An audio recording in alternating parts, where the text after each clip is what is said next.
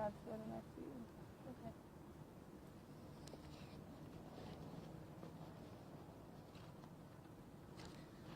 We ready? Okay. It's Jay. Okay. Good afternoon. Justice delayed is justice denied.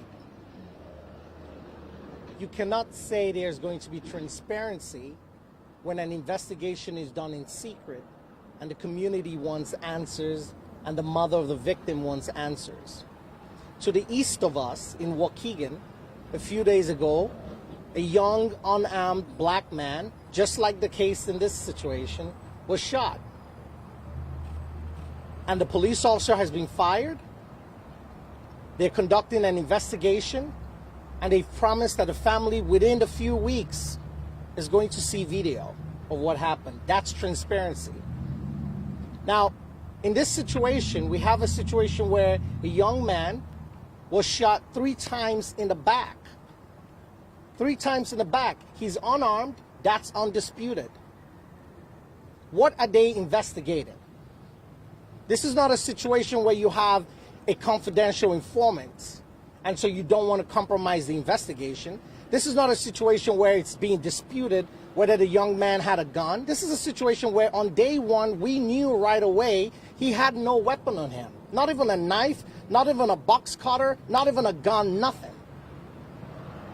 Now, in my hand, I have 3 affidavits which I'm going to pass out to the media. They've been redacted for privacy of the people.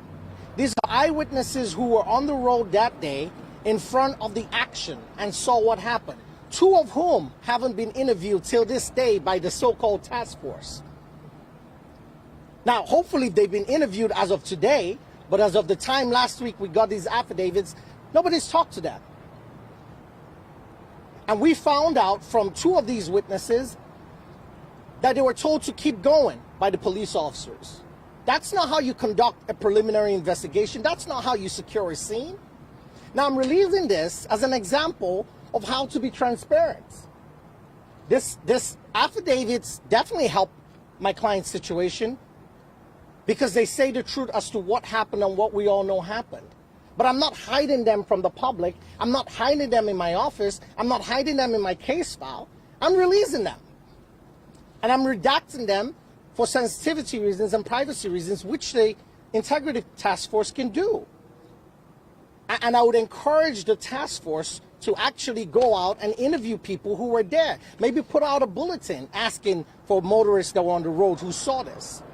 And one of these affidavits basically says the police officer shot his weapon in front of 2 other officers who were also there. So not only from what these affidavits are saying, where 2 other officers are at risk, but members of the public. And we all know they were at risk. You don't go around shooting in front of other motorists while trying to arrest a fleeing suspect that is unarmed. That's the definition, textbook definition of excessive force.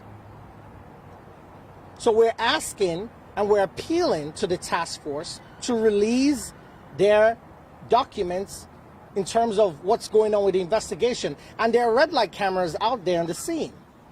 Release the videos, if there are any. I'm sure there's a camera that captures what happened, that can corroborate what these witnesses are saying. But essentially, these witnesses are saying that the police officer shot this young man in the back. And he was unarmed, which we already knew. And he was running away. You can't get mad at a suspect and shoot them in the back. This is the United States of America. Now, I grew up in a military country back in the 90s. And this is the kind of stuff we saw happen back there. This is kind of stuff you would see American diplomats say, this is not the rule of law. Why is it happening here?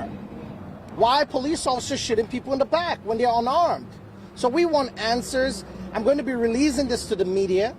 And I would hope at this point in time, if I, with my limited resources, was able to get these affidavits and get them out to the public, I would hope the task force, with their own resources, which have to be greater than mine, can do the same thing too.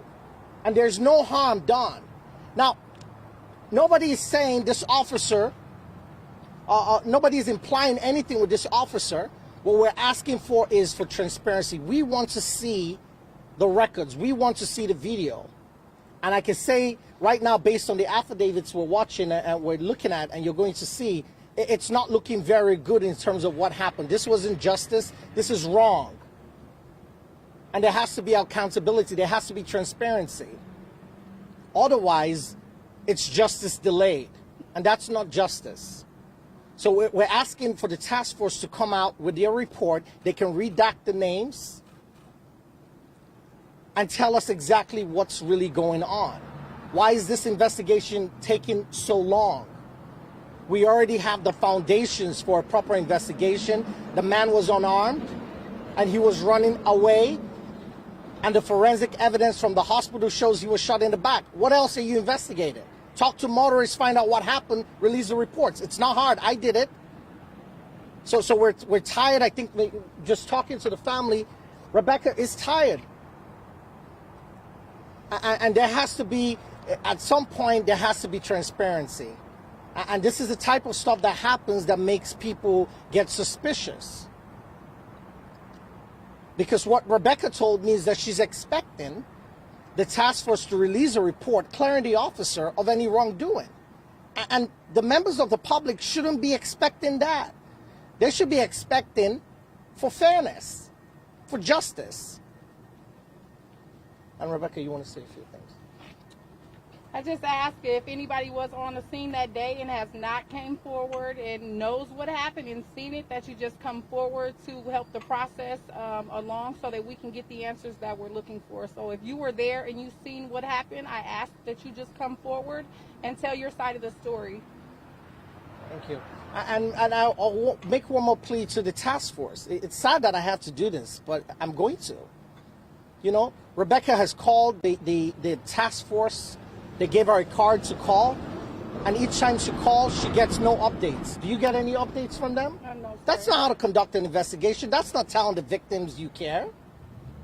She's not getting any updates. Not only that, they're not even calling her for updates. Why should she be the one calling them? At least once a week, members of the task force call Rebecca. Do your job, call her. It's wrong. It's not right. That's not how to conduct an investigation. I used to be a prosecutor. This is not how an investigation should be conducted, especially one of this sensitive nature. So we're asking them to do the job and do it thoroughly and call her. And if they haven't interviewed these witnesses, they can reach out to me and I can make these witnesses accessible to them so they can interview them and conduct a proper investigation. Because I am thoroughly disappointed that 2 of these witnesses have not been interviewed by the police department or the task force. What are they doing? And I hope they've not completed the investigation. If they have, they better go back and amend it. So we want to see the reports. We want to see statements from the officers that were there on scene. Rebecca is not trying to rush to judgment about this officer. She's not trying to rush to judgment about anyone. She just wants answers. And that's why we're here today. We just want transparency. And with that, we'll end this presser. Thank you.